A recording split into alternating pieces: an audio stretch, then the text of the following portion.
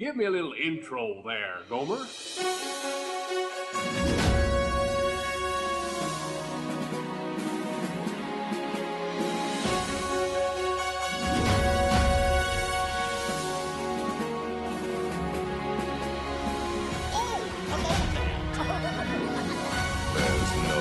turning back now. Let's put on the show. You're listening to the Station 71 podcast. My name is Mario, and this week I'm joined by my co-host, Beth, Brian, and Kirsten. So we're back from our holiday break, and we are going to discuss more holidays. We're going to continue our discussion of holidays around the World Showcase, kind of where we left off, but also focusing more on countries that kind of do a little bit more with the new year instead of Christmas traditions, since we are now in 2021. Woo. But first, as always, let's dive into our news topics for the week. First thing that we have on here is that the menus are now available for the 2021 Taste of Epcot International Festival of the Arts. Always an exciting time to get Festival of the Arts news. So do we want to go through all of these, or do we want to talk about any specific ones that are back that we're interested in, or stuff that looks new that's exciting? Well, I noticed one interesting thing that they have the past couple, I guess maybe starting last year, the year before, they've had that slushie that you can get in the Orange Bird sipper. Yes. And they also, at the same kiosk, used to have an alcoholic version, but you couldn't get it in the sipper. The alcoholic version is gone.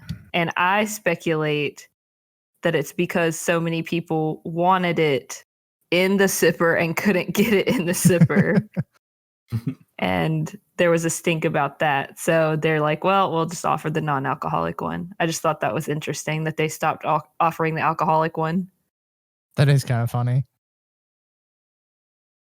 But lots of good stuff.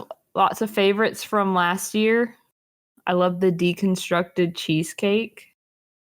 I was just going to say, I think we had one of everything at the deconstructed dish last year, and it was all very good. Yeah, I would say as far as festivals go, this is definitely my favorite at this point, but I also feel like the food is better than Food and Wine. There's less of it, but I think it's all high quality of what's there. Yeah, it's more quality. Well, and I think that's it too, is it's the percentage of food that's really good at this one is just, really good. Yeah. But I also think like maybe we're also a little over Food and Wine at this point.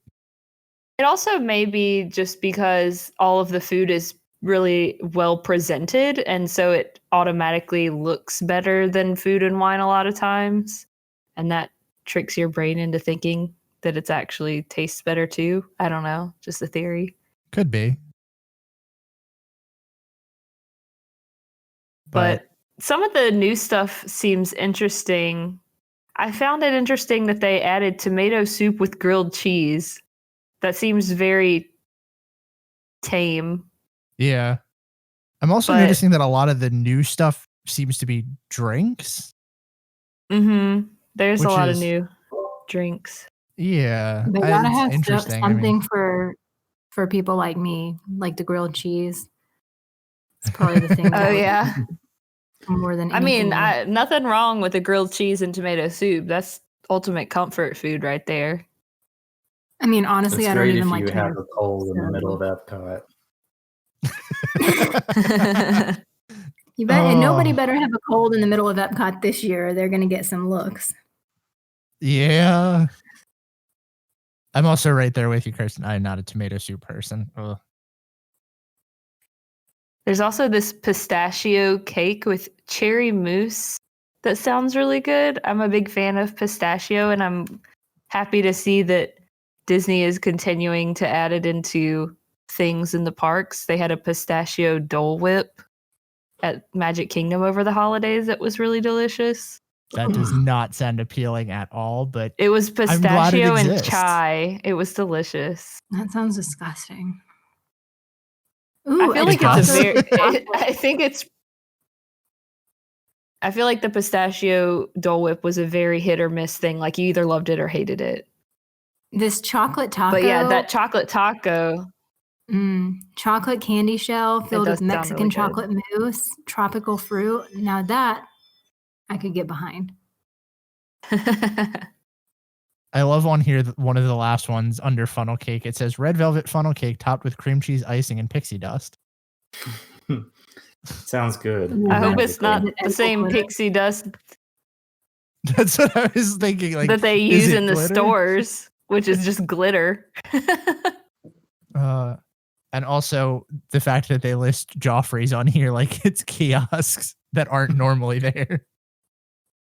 Well, they have their special festival drinks for every festival, so I guess they have to advertise those somehow. I guess. But So- yeah, lots of good looking food here. I'm excited to see pictures of it too at some point. I am very excited that Festival of the Arts is back, even though it's just a taste, like we said before. But speaking of more Festival of the Arts news, we found out that a socially distant paint by numbers is going to be coming to the Festival of the Arts. For people that have been here before, the paint by numbers wall is kind of like a staple for Festival of the Arts.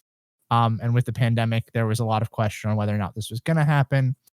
However, it looks like they've roped off like sections so that you can go in to the sections and be socially distant from other people.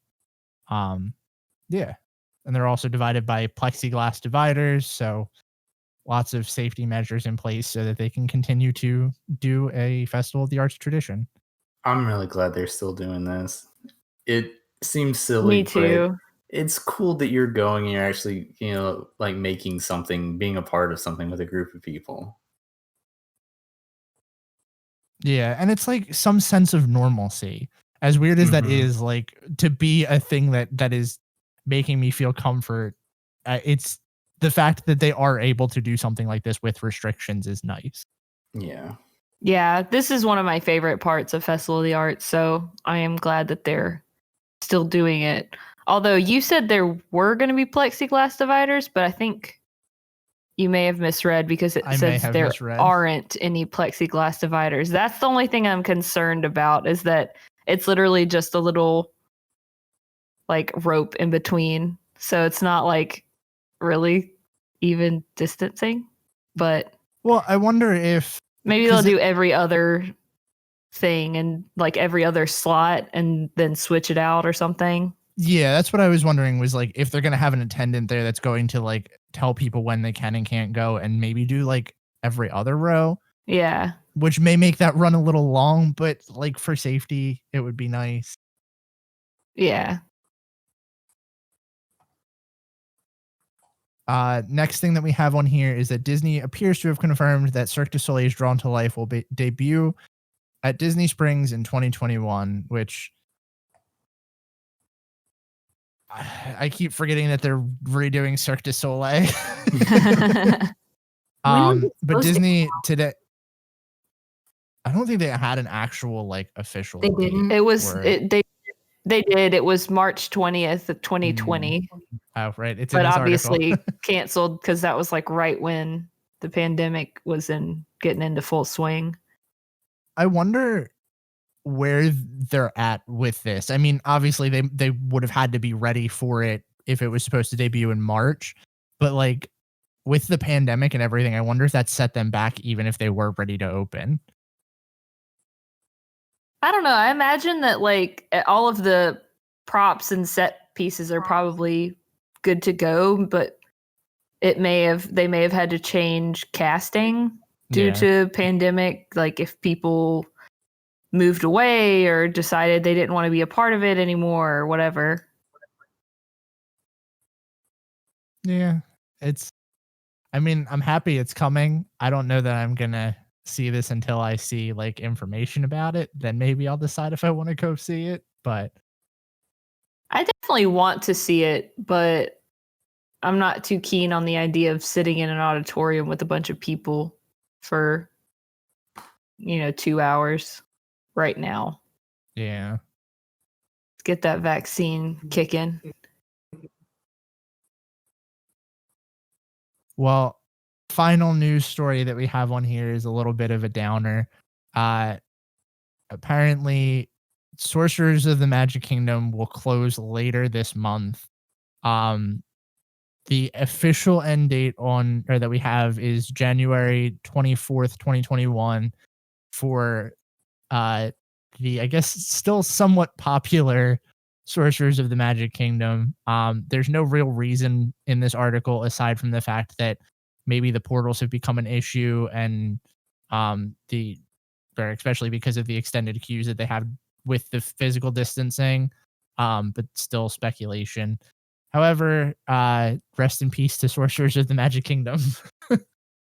I know. I never played this, so I'm not super sad about it leaving, but I did collect the cards, and that was always a fun thing to go and get your pack of cards and look and see if you got any new ones. So I'm a Don't little worry, sad they'll probably about start that. selling And them. Yeah. Yeah, but I'm not going to buy them. I feel like that's probably exactly why it's going, is not a lot of people really cared too much about it, especially in the later years. I remember it being vaguely popular when it first came out, but outside of that, I don't really remember seeing anybody at most of the portals. Every now and then you catch that one person that was playing, but I don't know. Yeah, I'll tell you one thing. And I remember I was excited to try it, but I don't know. I feel like it ended up being kind of lame. I mean, for little kids, well, young kids, I'll say it's probably cool, but also who wants to run back and forth across the park? They got rid of Fast Pass so we wouldn't have to do that, Yeah, that was one thing that deterred me from playing this big time. Was the first time I tried to play it, it was all right, go do this thing in Tomorrowland. Now go over to Adventureland. Now go to Fantasyland. I'm just are you trying to get me to walk 20,000 steps extra today? Yeah. Well, so the theory behind that was super cool because you have the portals at the different locations. So theoretically, you could start anywhere in the park and you're not going to be backed up by the line of if everybody started at the one on Main Street and a lot of people were playing that day, it would be so long. But I don't know. I think in practical use, it just wasn't great. Yeah. I did it once, I think. And I think it was the same thing where I got part of the way into it and went, well, I really just don't want to run around the park. Yeah, for sure.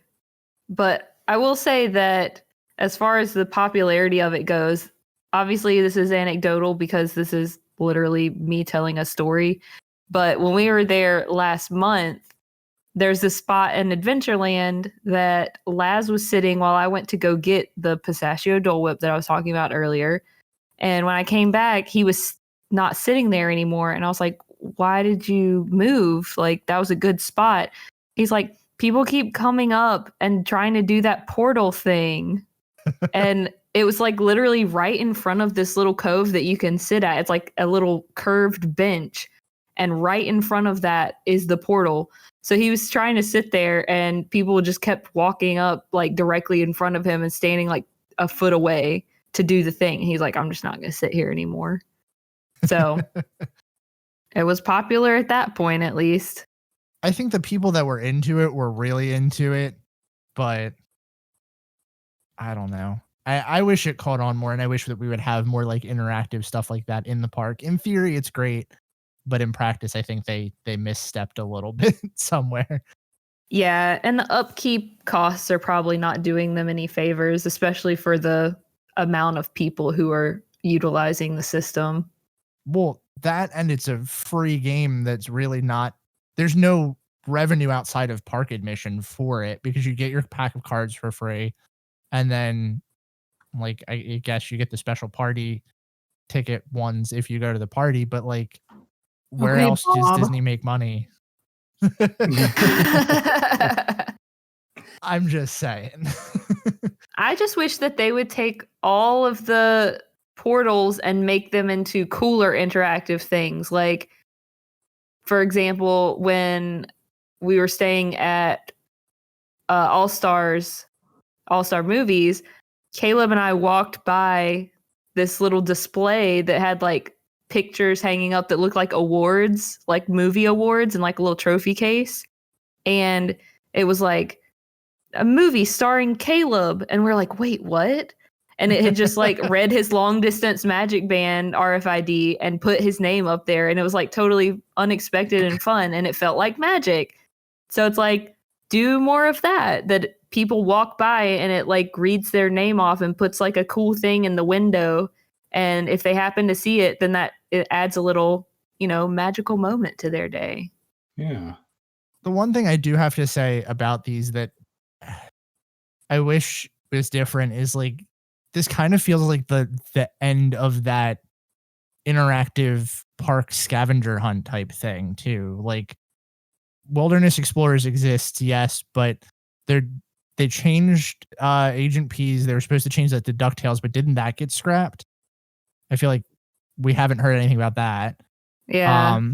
You had the Pirates League one, that's gone, and now this is gone. Like, there's not really too much else that's in that similar vein anymore. Yeah, that's true. I guess Wilderness Explorers is more popular because it is like physical cast members standing there doing a fun little activity. Yeah. So it's a shame. I don't know. We'll see. Hopefully they do something to replace it instead of doing that thing that Disney does that I really hate where they just take things away. Yeah. Anyway, let's bounce off of this and talk about our topic for this week, which is a continuation of last week. So where were we beginning with our... We are starting in Japan this week, which is Kirsten's country. Japan. I'll start with Christmas. I know that we were going to talk about countries who also had like some New Year celebrations, since we obviously are past Christmas and past New Year's at this point. Anyway, so Christmas in Japan. So it's not historically really a big deal. It's only been celebrated widely for the past few decades. And it's definitely not seen as a religious holiday there. Schools usually get a break, but most businesses treat it like a normal day. So you don't get off work, which is not shocking. Christmas cards and gifts are becoming a lot more common there, but it hasn't, again, historically been a thing. It's more of a time known as like more of a time to spread happiness. And it's a very romantic holiday. The comparison I kept seeing was to Valentine's Day in the United States. So it's like a very big couples day, like couples spend the day together and give each other presents. And they go for walks to look at lights. So I guess Christmas lights are a thing. And apparently it's hard to get a restaurant reservation because it's so popular amongst couples. So for the food, apparently the most popular thing to eat on Christmas Day is fried chicken. It's the busiest day of the year for KFC in Japan. Wow. I love this. I have actually heard this before, and I think it's hilarious. It's really funny. Apparently, they did an ad campaign in the 70s called Kentucky for Christmas, and it really caught on. That's really funny. That's not what I was expecting. And another thing that's a very traditional Christmas food is after you eat your KFC, they make this Christmas cake that's like a sponge cake with strawberries and whipped cream. It reminded me of angel food cake, like the pictures that I saw and the descriptions that I read. So that sounds great. Some KFC and angel food cake. Ugh. Sounds like America. My kind of Christmas celebration. Yeah. And so I'd rather do that than 7 fishes. Oh, absolutely. Also, Ode to Joy is very famous. I mean, obviously, it's like a famous song all the time, but it's very popular and famous around Christmas time. So I guess it's like their All I Want for Christmas Is You. It's called Daiku, which means number 9 because it's, Beethoven's Ninth Symphony. And choirs all over the country sing it in German and put on performances. So interesting. I've Yeah, actually that never heard is the words interesting. to that song, so I didn't know there were words, but Um, another popular tradition at Christmas around Tokyo is visiting Tokyo Disneyland. I did not read this on a Disney website. It was just a totally random website, so that was kind of interesting. The Christmas season at Tokyo Disneyland is the second week in November to Christmas Day. So it's a pretty substantial, definitely not as long as we get, but it's substantial. And then apparently on December 26th, all the Christmas decorations are gone and the park is ready for New Year's celebrations because New Year's is like a really big deal in Japan. So Japanese New Year is more like a traditional Western Christmas when families get together and have like a special meal and have off of work and that sort of thing. It's the most important holiday of the year. So a few New Year's traditions, and I'm sure I'm going to butcher. Well, the first one is just deep cleaning your house, like spring cleaning, but better. The descriptions I read were like people even will like pull their refrigerators and like their stoves out and clean behind those places, which if you've ever done that, props to you. Because I haven't. So yeah, sounds like a really super fun tradition to do over your holiday, clean your house. And then there's one called Otoshidama, which is basically the adults will give money in an envelope for the kids. Apparently sometimes adults get it too, but most of the time it's just for kids. And it's not like a lot of money, but it's just a little thing they look forward to. Kind of reminds me of maybe like stockings, adults get stockings in our house, but I don't think that's the case everywhere. But it's more like a little thing. And then another one they do at New Year's is called Fukubukuro, which is surprise bags at various price points. So apparently all kinds of retailers in Japan sell these surprise bags at various price points, and you don't know what's inside until you buy it and look. So also kind of reminds me of a stocking, but you buy it instead of, Santa doing it. And then Hatsumode, which is the first shrine visit of the new year. So typically during that first week when people are on vacation, they'll go with their families to a shrine to like pray for, a good year and that sort of thing. And yeah, that's pretty much what I got. Does anybody have anything to add?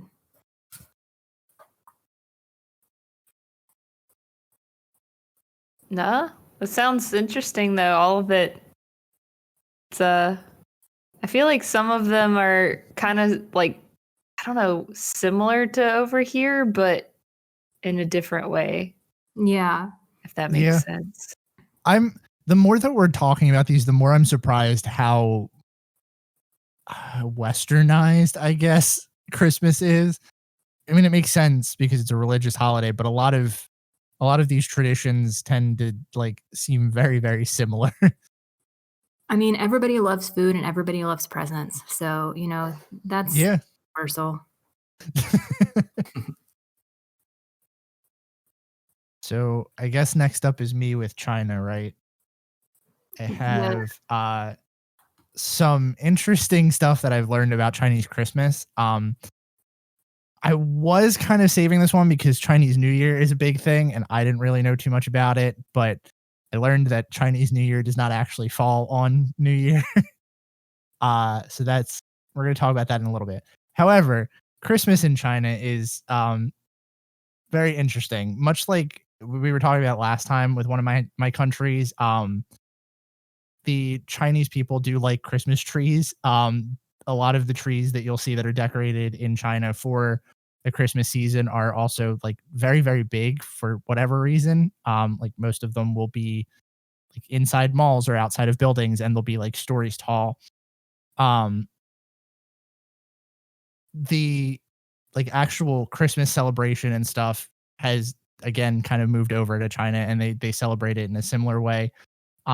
one of my favorite things that I found out is that it's a popular Christmas Eve tradition to give people apples. Many stores will actually wrap apples in colored paper to give out to other people on Christmas Eve. And it's funny because Christmas Eve in Chinese is called Ping Gan Yi, which means peaceful, quiet evening, which is translated from the Christmas Carol Silent Night. And the word for apple in Mandarin is very close to the word peaceful. So people will give apples as a sign of peace. Cool. It's a very interesting tradition.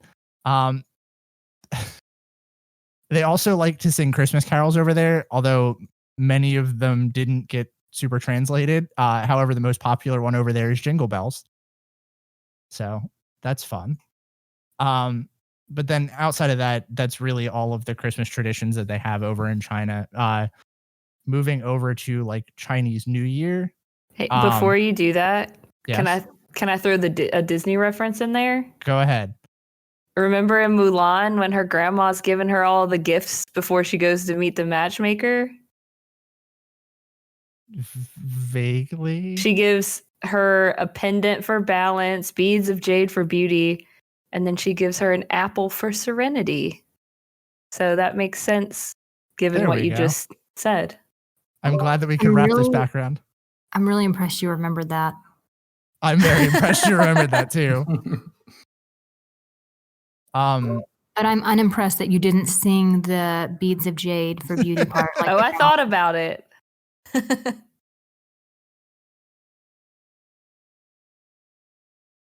Okay. So Chinese New Year is the Lunar New Year, which is like the start of the lunar cycle. Instead of like where we do the start of the calendar year, that's what they celebrate. A lot of their celebration is tied to like wealth and like growth. A lot of their traditions are kind of similar. Like they share wealth with their loved ones. In this, like they'll give them packaged gifts and different things like that. So it's kind of similar to like our Christmas tradition of giving gifts. A lot of times the red packets that they'll give as gifts contain cash. And it's usually like a hefty amount, apparently, from what I was reading. Red is also a big color for Chinese New Year. I couldn't find an answer to that, but everything that I read mentioned red. But yeah, other than that, it's kind of, from what I was reading, basically what this stereotypical Chinese New Year is. There's a lot of fireworks, traditional dances. Depending on what the year is, they'll have a lot of symbolism in the different animal that correlates with that year.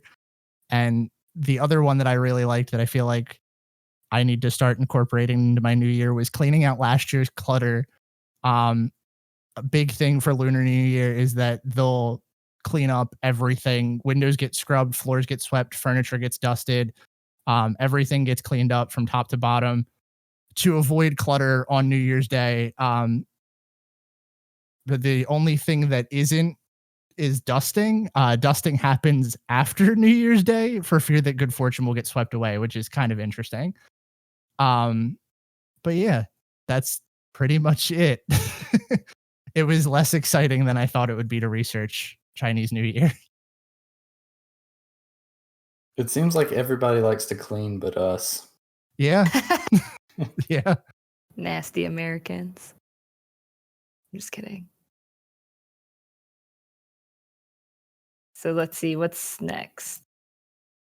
Looks like France.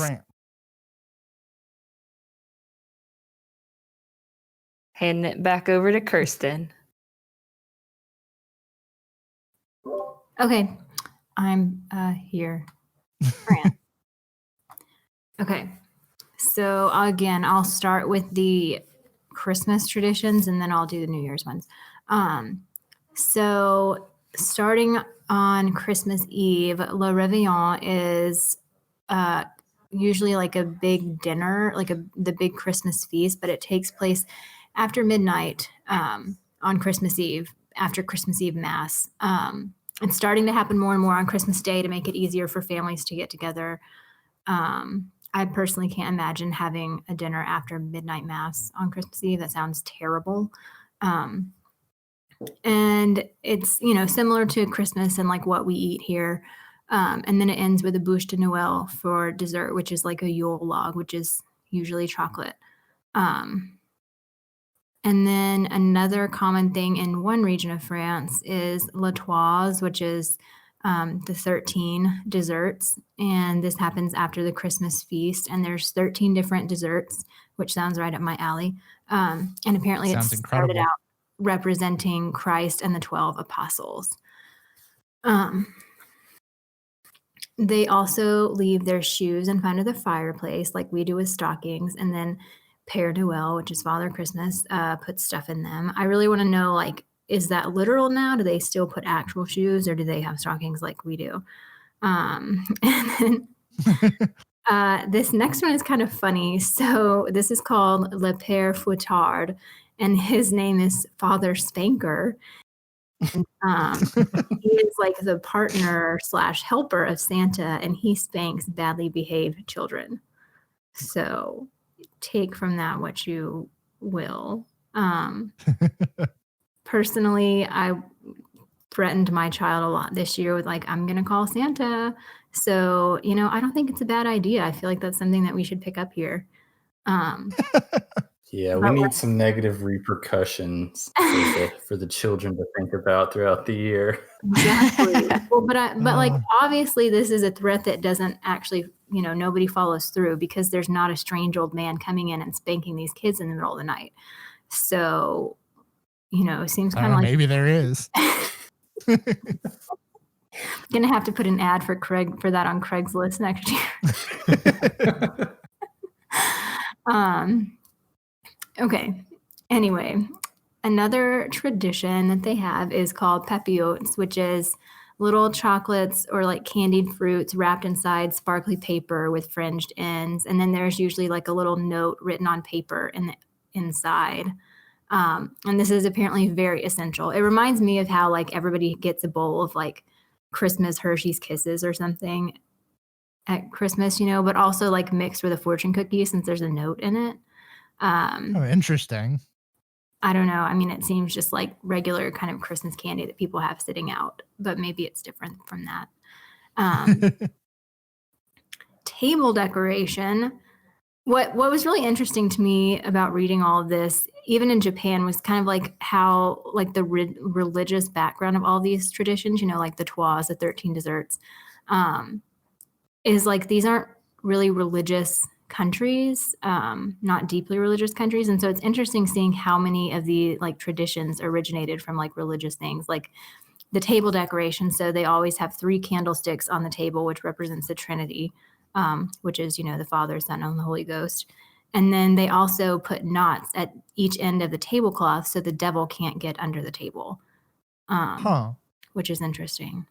So I don't know. I've just noticed that. And even listening to like other countries' traditions and like the things that started out as religious traditions, even in places that are not typically very religious places now.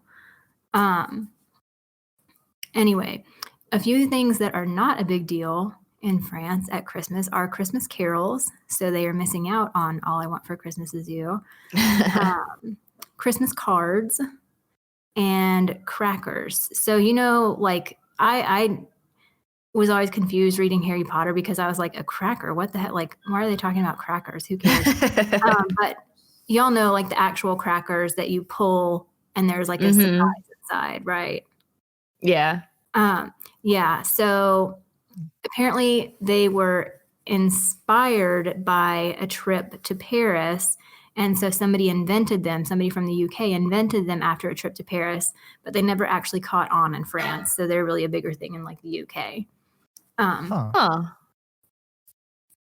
Anyway, so New Year's, kissing under the mistletoe is apparently a New Year's Eve thing in France, not a Christmas thing, but everybody kisses. Like the French love to kiss people. So at New Year's, like literally everybody kisses everybody else. It's like toasting, but instead with your mouth. That's interesting. I wonder how that went this year. Yeah. Maybe they just did like elbows. this Hopefully year. not. Yeah. Hopefully they're like, maybe not this year. I mean, that is interesting though, because think about even in other European countries where kissing each other on the cheek is just like the standard greeting, which it is obviously that's a huge standard greeting in France, and how that's changed. I guess it's just like us, we don't shake hands anymore. Yeah. But it's hard to true. like sometimes I forget and I like stick my hand out. I'm like, oh wait, sorry, we're not supposed to do that. Oh, I'm so glad that I'm not the only one that does that. Yeah. And then another New Year's thing is to give gifts to more of like service people. So like postal workers, trash collectors, janitors, etc. Which I guess is kind of a thing here. People leave their mailmen gifts and stuff like that. And they said usually between 5 and 50 euros. I would definitely be wanting those 50 euro families if that were my job, but And then lastly, I remember learning about this when I took French in high school, is Epiphany is a very big holiday in France, and it happens on January 6th. And so it's the last holiday of like the, holiday season. And it's the last of the 12 days of Christmas. So it starts on Christmas, like the 12 days of Christmas starts on Christmas. And then the last day of those 12 is Epiphany. And it's also called Three Kings Day, which is the day when the three wise men visited baby Jesus and gave him their gifts. And so people there will have a king cake on Epiphany. And there's a figurine inside, and I couldn't figure out if it was a baby now, like it is for Mardi Gras, or if it started out as a bean, apparently like a ceramic bean, but now I read that it's just like a little figure. So I don't know if it's a baby or if it's just like a little person. But anyway, whoever finds the figure in their piece of king cake is king for the day and wears a paper crown, which seems like a way better deal than Mardi Gras, where if you find the baby, you have to buy next year's king cake. Yeah, that is a way better deal. That's the tradition that I've always grown up with. So anyway, yeah, that's it. So there's really no benefit to finding the baby in Mardi Gras king's cake. No. It's not. Isn't supposed to be lucky or something? I don't know. Maybe other people do it differently. Maybe that was just like our friends from Louisiana, like what, their tradition is, because they're really cheap and they thought it would be funny to tell us that we had to buy it next year. I don't know. But that's always what I've grown up with. So according to Wikipedia, because I did a quick search, the baby symbolizes luck and prosperity to whoever finds it in their slice. Person is also responsible for purchasing next year's cake or host the next Mardi Gras party. Okay, so it wasn't just your friends. Yeah. They just left out the luck and prosperity part. Well, you better be prosperous so you can afford the cake and the party next year. Yes, And lucky exactly. so you don't choke on it. Oh, that's horrible. That's one of those things that like I've never understood. Who decided that they were just gonna hide a baby in a cake? Like I don't know, man. I kind of want to do it though.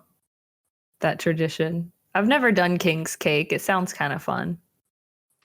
Yeah, I don't really like king cake, so shocking. I was just about to ask, is it actually like good cake or It's very sweet. Yeah, but Kirsten doesn't like a lot of stuff. It's very sweet. If you like Krispy Kreme donuts, I feel like you'd probably like king cake. Ooh, yes. I would like it then.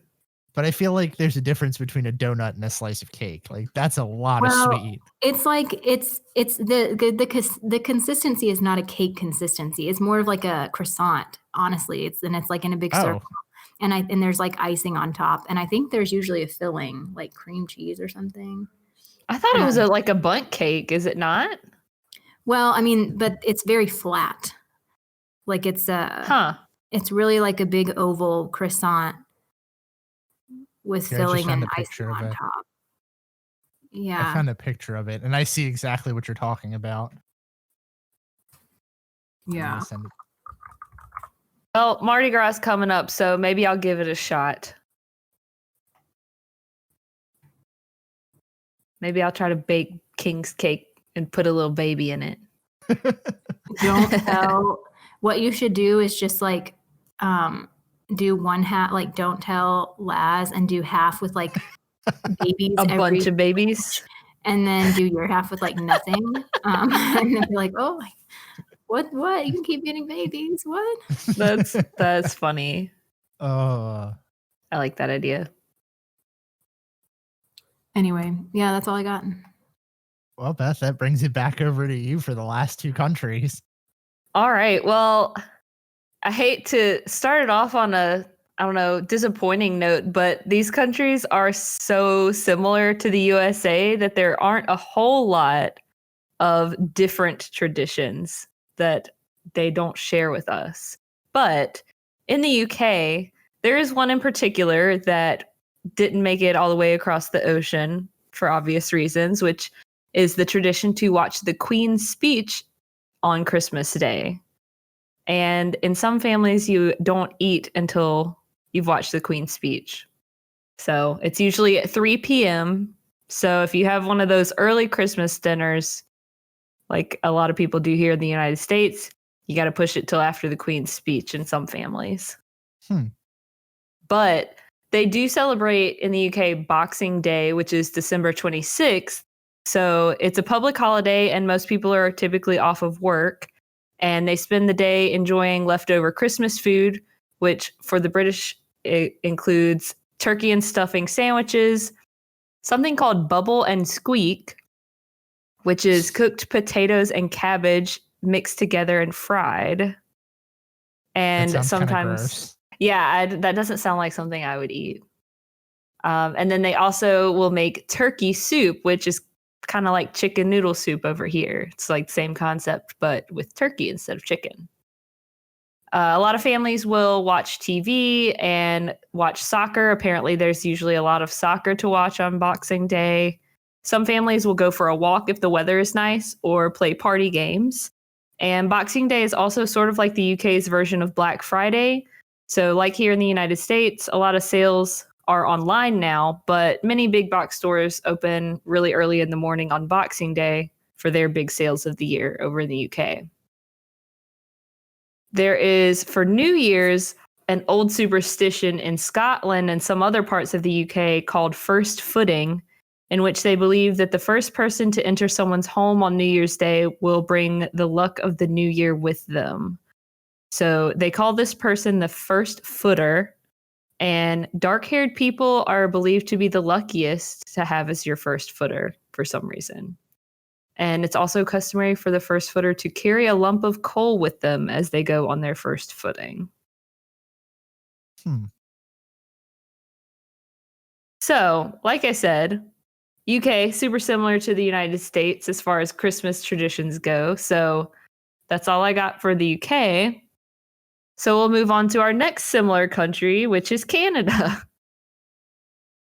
And I actually have a friend in the UK that gave me some of those tips that I just read, but I also have a friend that lives in Canada who gave me some insight onto a couple of traditions there. One of which is kind of a rural tradition, and people will make what they call snow taffy by pouring boiling maple syrup onto snow and then winding it around a popsicle stick to form this like sugary winter treat. Sounds good. I would try it. Sounds very Canadian. Yes. And another Canadian custom is Santa Claus parades, which is exactly what it sounds like. It's a big caravan of extravagantly decorated floats in honor of Santa Claus. And the Toronto Santa Claus Parade is one of the oldest parades in the world and the oldest Santa Claus parade in the world. I've actually seen photos of that, and it's kind of funny. Yeah? Yeah.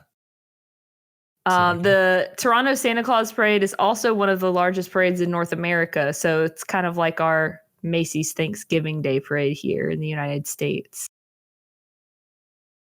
So also, like in the UK, Boxing Day is a big deal in Canada. Again, this is like their Black Friday with people lining up at stores early in the morning in hopes of saving big money on sales. And Canadians also celebrate New Year's very similar to United States. They'll have parties at residences, they'll clap and roar and shout at midnight. And they also follow the first footing tradition, although in Canada it's preferred that the first footer be a male and preferably young as the first person to come into their house to bring them luck. And kind of similarly Wow. here, Men over women. I Shocking. know. Is there like any specific reason why, or is it just like an old tradition that's never been broken? I didn't see a reason why, but it's entirely possible that there is a particular reason. Seems like it's just an outdated tradition. Yeah. But they do have a couple of traditions for New Year's Day other than the first footing, one of which being a polar bear swim, which, if you don't know, is jumping into a cold body of water. And people do that with the belief that it washes away all the negative energy and hardships of the past. So it's like a fresh start, I guess. A really not fun fresh start. Yeah, I've done polar bear plunges before. It's not Yeah, fun. it's not. I've done a couple myself. But finally, also kind of similar to here in the United States, it is customary to eat a bowl of black-eyed pea soup to bring luck in the new year.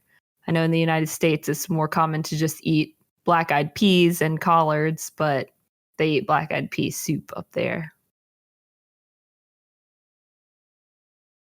This is not a tradition that Maybe it's a Southern tradition. It is Wait, definitely a Southern tradition. Yeah, I was about to say, we definitely have the black-eyed pea thing.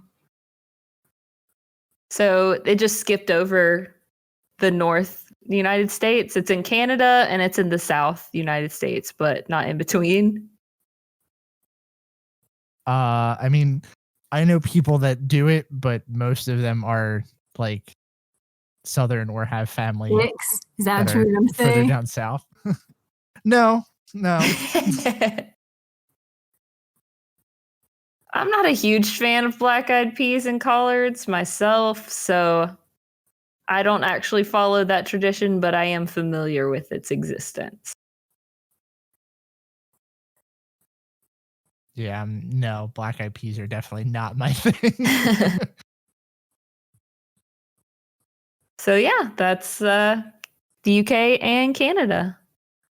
You were right. They were very underwhelming.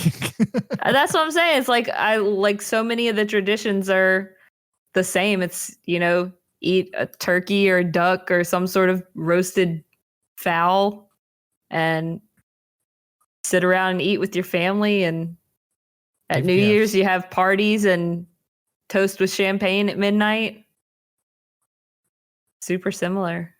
Yeah, I think the one thing that I'm very surprised about in all of this is how similar a lot of countries are in terms of their traditions.